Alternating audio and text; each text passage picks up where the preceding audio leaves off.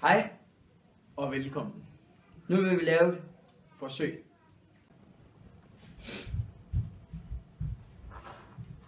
Her skal vi se, hvordan man laver en saltvand. Først tager vi noget saltsyre. Det hælder vi op i den her.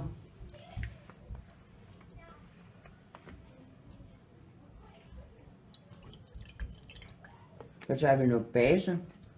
Det hælder vi op i den her.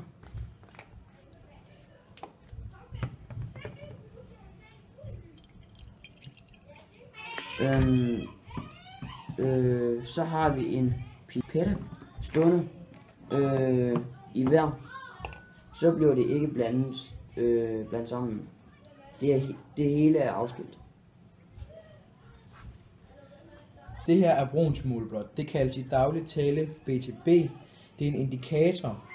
Den indikerer farver i syre og baser. Når vi putter BTB i en syre, så får vi gul. Det kan vi se her.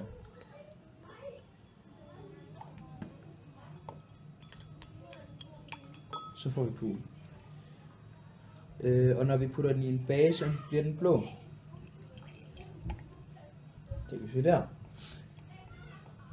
Og når vi blander de to sammen, skulle vi gerne få grøn. Så vi tager nogenlunde lige del af hver og blander den op i den her. Så ja, det vil vi gøre nu. Så først tager vi gul.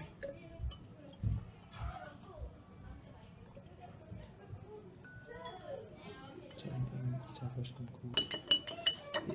Der kom for meget af det blå i, så den bliver sådan blå.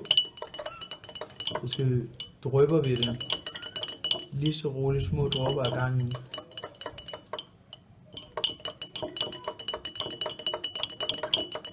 Så har vi faktisk en grøn. Og så har vi fået en grøn, fordi vi har lige præcis ramt, hvor den så bliver blå igen måske. Ej, den er fin. Ja, det her, det er en syre, og det her er en base.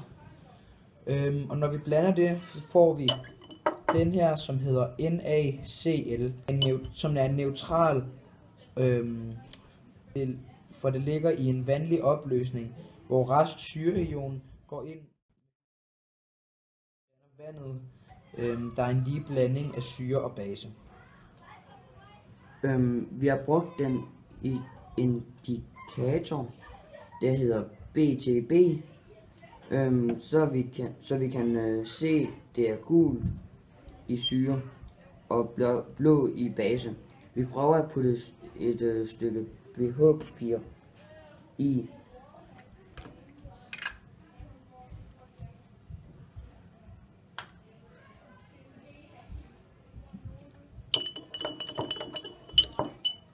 Prøv at trykke det på her. Så kan vi se, at det ligger lige omkring 7, og det er neutralt. Sådan er den cirka neutral. Ja.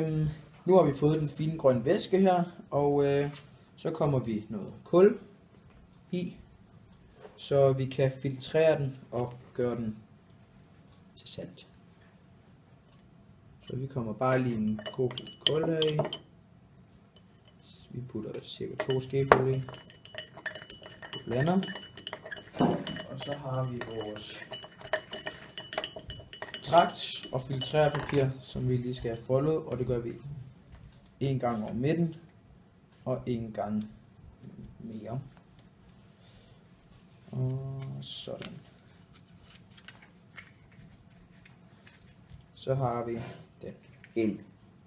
Ja, så har vi en lille porcelænsskål, hvor vi får hældt vandet ned i trakten, og så drypper det op i porcelænsskålen, hvor det er rent. Så vi hælder det her.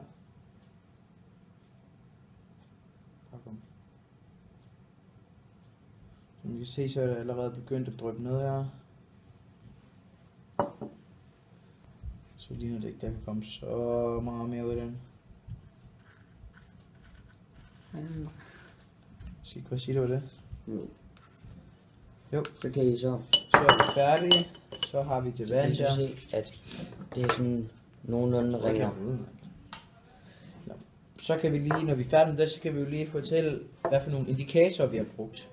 Vi har brugt BTB, som laver farve i både syre og base.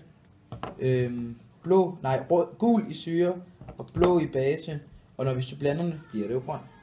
Som vi så tidligere. Så har vi brugt pH-papir, som kan bruges en gang per lille stykke pH-papir, du brækker af. Som også viser, hvad den ligger på det her lille papir her.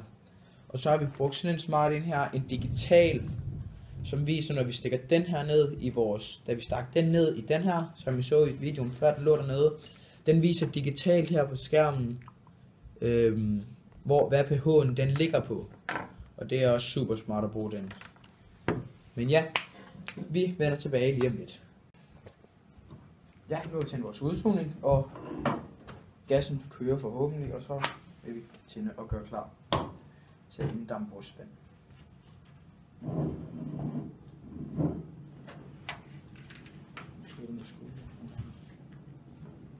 Så sætter vi vores vand op på, som vi dryppede af før.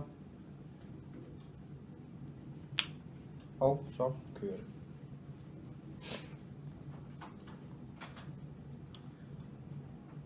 Så skal vi egentlig bare vente på, at vandet er fordampet, og at det så kun er salten, der er tilbage. Så slukker vi for gassen nu, som I kan se, så er alt vandet fordampet her, og det hele, der var varmt, og det hele det er blevet til salt. Så vi slukker, og så skal vi have den der ned, den der skål der. Så jeg går lige herover, så vi lige der der. Så sætter vi den herover. Nu har vi fået skrabet salten herhen, en lille bunke, og ja, som I kan se, så er det blevet for varmt, så skålen den er gået i stykker. Yes, så vil vi lige prøve at smage på det.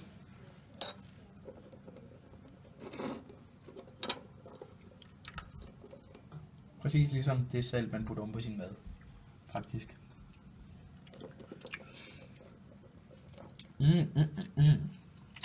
Ja, og jeg tror det på det.